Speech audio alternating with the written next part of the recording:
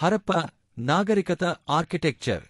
హరప్ప మరియు మొహెంజదారో అవశేషాలు పట్టణ ప్రణాళిక అద్భుతమైన భావాన్ని వెల్లడిస్తున్నాయి. పట్టణాలను దీర్ఘచతురస్రాకార గ్రిడ్ నమూనాలో ఏర్పాటు చేశారు. రహదారులు ఉత్తర-దక్షిణ మరియు తూర్పు-పశ్చిమ దిశలో ఏర్పాటు చేయబడ్డాయి. ప్రధానంగా 3 రకాల భవనాలు త్రవ్వకాలలో కనుగొనబడ్డాయి. 1 నివాస భవనాలు, 2 ప్రజా ప్రయోజనాల భవనాలు, 3 స్నానపు గదులు. భవనాల నిర్మాణంలో హరప్పన్లు జిప్సం మోర్టార్ని ఉపయోగించి ప్రామాణిక పరిమాణాల కాలిన మట్టిటికలను ఉపయోగించారు. నగరం 2 భాగాలుగా విభజించబడింది. ఎత్తైన కోట గోడ మరియు నగర దిగువ భాగం. ధాన్యాగారాలు, పరిపాలనా భవనాలు, స్తంభాల మందిరాలు మరియు ప్రాంగణం వంటి పెద్ద పరిమాణాల భవనాలను నిర్మించడానికి పశ్చిమ భాగంలో ఎత్తైన కోట గోడ ఉపయోగించబడింది.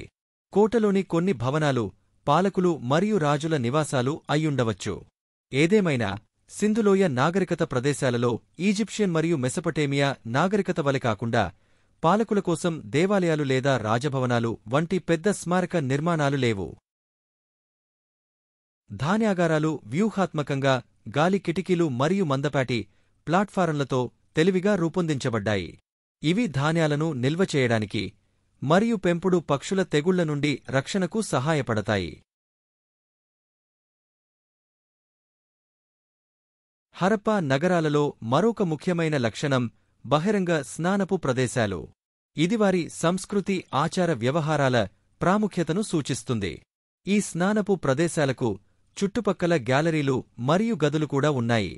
పబ్లిక్ బాత్కి అత్యంత ప్రసిద్ధ ఉదాహరణ మొహెంజోదారో త్రవ్వకాలలో బయటపడిన గ్రేట్ బాత్. నగరం దిగువ భాగంలో శ్రామిక తరగతి ప్రజలు నివాస భవనాలుగా ఉపయోగించే చిన్న ఒకగదిగల ఇళ్లు కనుగొనబడ్డాయి. కొన్ని ఇళ్లకు మెట్లు ఉన్నాయి, అవి రెండంతస్తులుగా ఉండవచ్చని సూచిస్తున్నాయి. చాలా భవనాలలో బావులు మరియు వెంటిలేషన్ బాత్రూంలు ఉన్నాయి. హరప్ప నాగరికత అత్యంత అద్భుతమైన లక్షణం ఆధునిక డ్రైనేజీ వ్యవస్థ. ఇది ప్రతి ఇంటి నుండి చిన్న డ్రైనేజీ కాలువ ద్వారా ప్రధాన రహదారుల పక్కన ఉన్న పెద్ద కాలువలకు అనుసంధానించబడింది. క్రమం తప్పకుండా శుభ్రం చేయడానికి మరియు నిర్వహణకు వీలుగా మ్యాన్ హోల్స్ ఏర్పాటు చేయబడ్డాయి. పరిశుభ్రతపై వారు చూపించిన చొరవ ఆకట్టుకుంటుంది. చాలా ప్రదేశాలలో బావులు ఉండటం కూడా చెప్పుకో తగినది. మోరియన్ ఆర్ట్ అండ్ ఆర్కిటెక్చర్. శ్రమణ సంప్రదాయంలో భాగమైన బౌద్ధమతం మరియు జైనమతం ఆవిర్భవించడంతో గంగా పరివాహక ప్రాంతంలో మతపరమైన మరియు సామాజిక పరిణామాలలో మార్పు రావడం ప్రారంభమైంది. 2 మతాలు వేద యుగంలోని వర్ణ మరియు జాతి బ్రాహ్మణ ఆధిపత్య వ్యవస్థను వ్యతిరేకించినందున వారు బ్రాహ్మణ ఆధిపత్యం పట్ల వ్యతిరేకంగా ఉన్న క్షత్రియ పాలకుల ఆదరణను పొందారు. మౌర్యులు తమ అధికారాన్ని స్థాపించుకున్నందున రాజ్య పోషణలో అభివృద్ధి చేయబడిన ఆర్ట్ అండ్ ఆర్కిటెక్చర్ మరియు రాజుల పోషణలో రూపొందించబడిన శిల్పాలలో స్పష్టమైన అభివృద్ధిని చూడవచ్చు. మౌర్యన్ ఆర్ట్స్ను ఈ క్రింది విధంగా వర్గీకరించవచ్చు. మౌర్యన్ ఆర్ట్ను 2 విభాగాలుగా వర్గీకరించవచ్చు. అవి court art and popular art. Court art palaces, pillars and స్తూపాస్.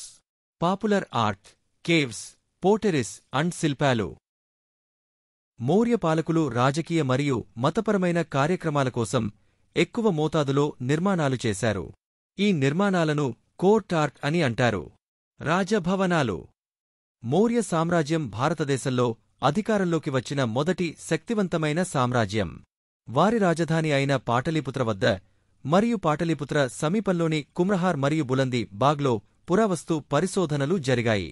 ఇవి మౌర్య సామ్రాజ్య వైభవాన్ని ప్రతిబింబిస్తాయి. వారి రాజధాని అయిన పాటలీపుత్రలో భారతీయ కళలో గ్రీకు ప్రభావాన్ని చూడవచ్చు. కుమ్రహర్ వద్ద ఒక రాజభవన అవశేషాలు కనుగొనబడ్డాయి. చంద్రగుప్త మౌర్యుని రాజభవనం ఇరాన్లోని పెర్సెపోలిస్లోని అచెమెనిడ్ ప్యాలెస్ల నుండి ప్రేరణ పొందింది. వీరి రాజభవనాలలో కలప ప్రధాన నిర్మాణ సామాగ్రి. మెగస్తనీస్ రాజభవనాన్ని మానవజాతి గొప్ప సృష్టిలలో ఒకటిగా అభివర్ణించాడు. అదేవిధంగా కుమ్రహర్ వద్ద అశోకుని ప్యాలెస్ ఒక భారీ నిర్మాణం కనుగొనబడింది. ఇది ఎత్తైన ప్రధాన స్తంభాన్ని కలిగి ఉంది. ఇది కలపతో నిర్మించిన 3 అంతస్తుల భవనం. ప్యాలెస్ గోడలు శిల్పాలతో అలంకరించబడ్డాయి. స్తంభాలు. అశోకుని పాలనలో స్తంభాలపై శాసనాలు, రాజ్య చిహ్నాలు లేదా యుద్ధ విజయాలు వంటి అంశాలతో గొప్ప ప్రాముఖ్యతను సంతరించుకున్నాయి. అతను సామ్రాజ్య ఉపన్యాసాలను కూడా ప్రచారం చేయడానికి స్తంభాలను ఉపయోగించాడు. స్తంభాలు సాధారణంగా సగటున 40 అడుగుల ఎత్తు ఉండి, ఇవి సాధారణంగా చునార్ ఇస్కరాయ్తో తయారు చేయబడ్డాయి మరియు షాఫ్ట్ మరియు క్యాపిటల్ని కలిగి ఉంటాయి. ఇవి ఒక పొడవైన షాఫ్ట్ పునాదిని ఏర్పరుస్తుంది మరియు ఒకే రాయి లేదా ఏకశిలాతో తయారు చేయబడతాయి. దాని పైభాగంలో లోటస్ ఆకారంలో లేదా బెల్ ఆకారంలో ఉండే క్యాపిటల్ ఉంటుంది. బెల్ ఆకారపు క్యాపిటల్స్ ఇరానియన్ స్తంభాలచే ప్రభావితమయ్యాయి. అలాగే స్తంభాలు ఎక్కువగా మెరుస్తూ ఉంటాయి. దానిపైన అబాకస్ అని పిలువబడే వృత్తాకార లేదా దీర్ఘచతురస్రాకార బేస్ ఉండి, దానిపై జంతువుల బొమ్మను ఉంచుతారు. వీటికి బీహార్లోని పశ్చిమ చంపారన్ జిల్లాలో లోరియా నందంగర్ స్తంభం మరియు ఉత్తరప్రదేశ్లోని వారణాసి సమీపంలోని సారనాథ్ స్తంభాలు ఉదాహరణలుగా చెప్పవచ్చు. స్తూపం. స్తూపాలు వేదకాలం నుండి భారతదేశంలో విస్తృతంగా ఉన్నాయి. వీటిని స్మారక చిహ్నాలు అంటారు. దీనిలో చనిపోయినవారి అవశేషాలు మరియు అస్థికలను ఉంచుతారు. అశోకుని కాలంలో స్తూపాల కళ తారాస్థాయికి చేరుకుంది. ఆయన కాలంలో దాదాపు 84,000 స్తూపాలు నిర్మించబడ్డాయి. స్తూపాలు వేద సంప్రదాయం అయినప్పటికీ ఇవి బౌద్ధమతం ద్వారా ప్రాచుర్యం పొందాయి. బుద్ధుని మరణానంతరం 9 స్తూపాలు నిర్మించబడ్డాయి. వాటిలో 8 బుద్ధుని అస్థికలను కలిగి ఉండగా 9వది అస్థికలను భద్రపరచిన కుండను కలిగి ఉంది. స్తూపంలోని వివిధ భాగాలను సూచించే ప్రాథమిక రేఖాచిత్రం క్రింద ఇవ్వబడింది. స్తూపం ప్రధాన భాగం కాల్చని ఇటుకతో నిర్మించబడింది.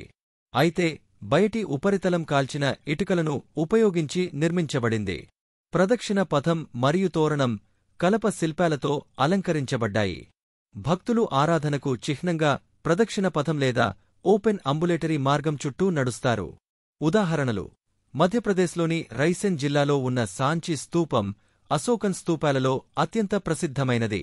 ఉత్తరప్రదేశ్లోని పిప్రహ్వా స్తూపం అతి పురాతనమైనది. మధ్యప్రదేశ్లోని డ్యూర్ కోతార్ ప్రదేశం బౌద్ధ స్తూపాలకు ప్రసిద్ధి చెందింది.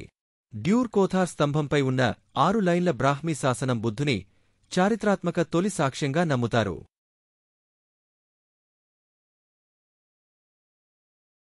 Popular art. రాచరిక పోషణతో కేవ్ ఆర్కిటెక్చర్, శిల్పాలు మరియు కుండలు స్వీయ కృషి ద్వారా అభివృద్ధి చేయబడ్డాయి. ఇవి ఆర్ట్ అండ్ ఆర్కిటెక్చర్ యొక్క ప్రసిద్ధ రూపాలుగా వర్గీకరించబడ్డాయి. Cave architecture. ఈ కాలంలో రాక్కట్ కేవ్ ఆర్కిటెక్చర్ ఆవిర్భవించింది. మౌర్యుల కాలంలో ఈ గుహలను సాధారణంగా జైన మరియు బౌద్ధ సన్యాసులు విహారాలుగా ఉపయోగించారు. ప్రారంభ గుహలను అజీవిక శాఖవారు ఉపయోగించగా, తరువాత అవి బౌద్ధ విహారాలుగా ప్రసిద్ధి చెందాయి. మౌర్యుల కాలంలోని గుహలు లోపలి గోడలు మరియు ద్వారాలు అలంకరించబడ్డాయి. ఉదాహరణ: బీహార్లోని బరాబర్ మరియు నాగార్జుని గుహలు అశోకుడు మరియు అతని మనవడు దశరథ కాలంలో నిర్మించబడ్డాయి. ఇవి క్రీస్తుపూర్వం 3వ శతాబ్దానికి చెందినవి.